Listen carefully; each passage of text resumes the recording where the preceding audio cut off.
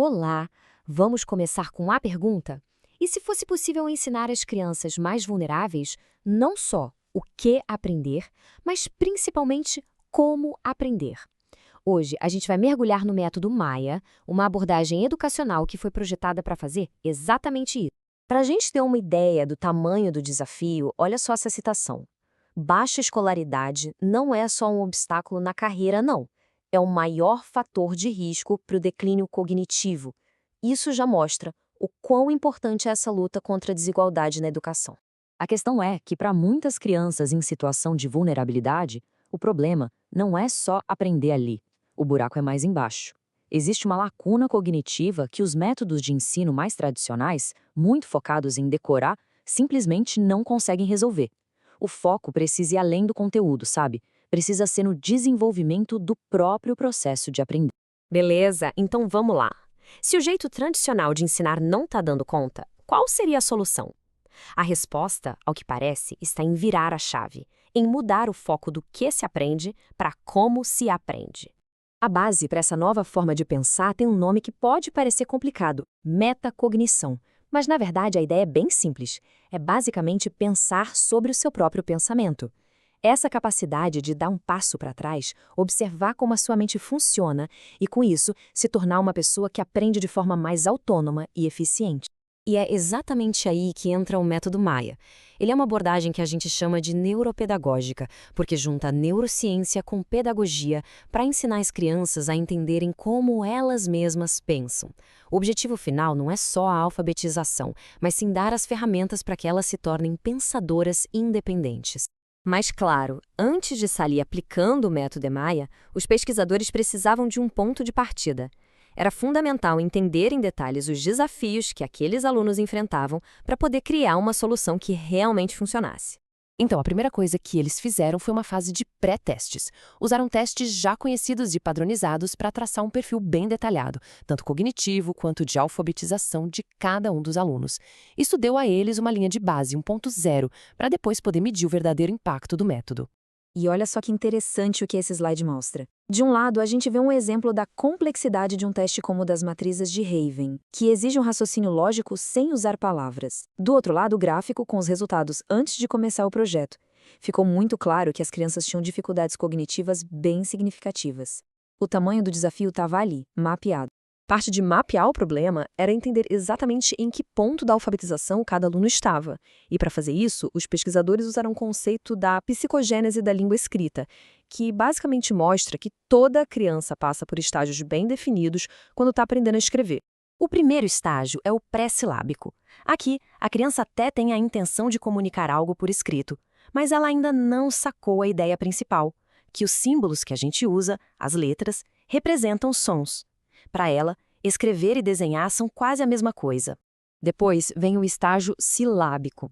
E aqui, gente, acontece um grande salto. A criança percebe que a escrita tem a ver com os sons da fala. Então ela começa a usar uma letra para representar cada sílaba.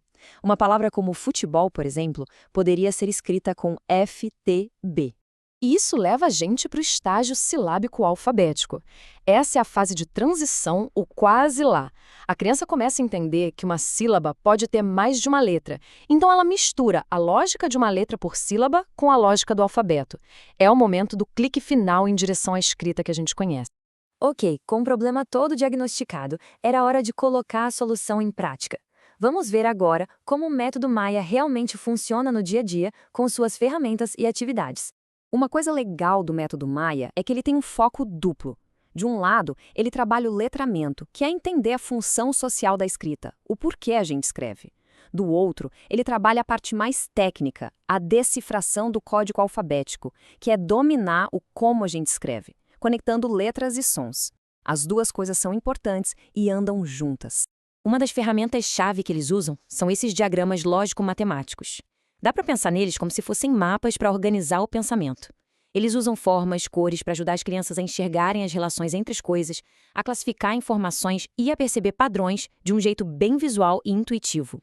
Agora a gente chega na joia da coroa do método, a roda da linguagem. Isso aqui é uma ferramenta de metacognição simplesmente brilhante. Ela transforma a gramática, que muitas vezes é um assunto super abstrato, até chato, numa atividade divertida, num jogo.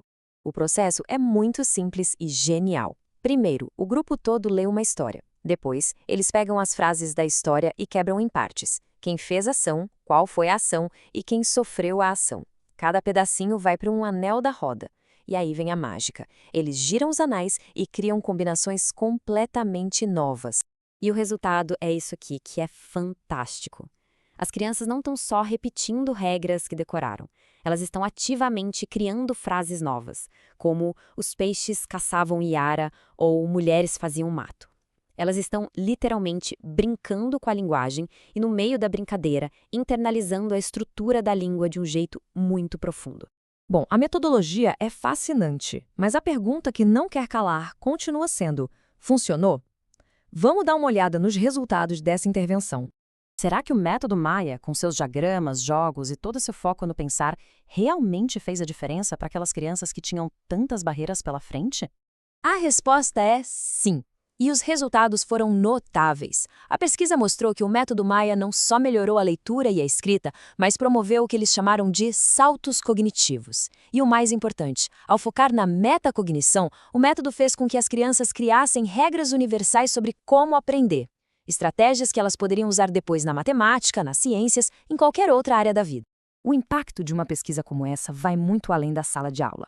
As descobertas abrem portas para a gente repensar a formação de professores, para influenciar políticas públicas de educação e até para inspirar a criação de novas tecnologias, como jogos inteligentes que se adaptam ao jeito de cada pessoa aprende. E tudo isso deixa a gente com uma reflexão final, né? O método Maia prova que quando a gente muda o foco, quando paramos de só entregar informação e passamos a dar ferramentas para as crianças gerenciarem o próprio aprendizado, o potencial delas se torna ilimitado. A pergunta deixa de ser o que podemos ensinar e passa a ser o que elas podem conquistar por conta própria.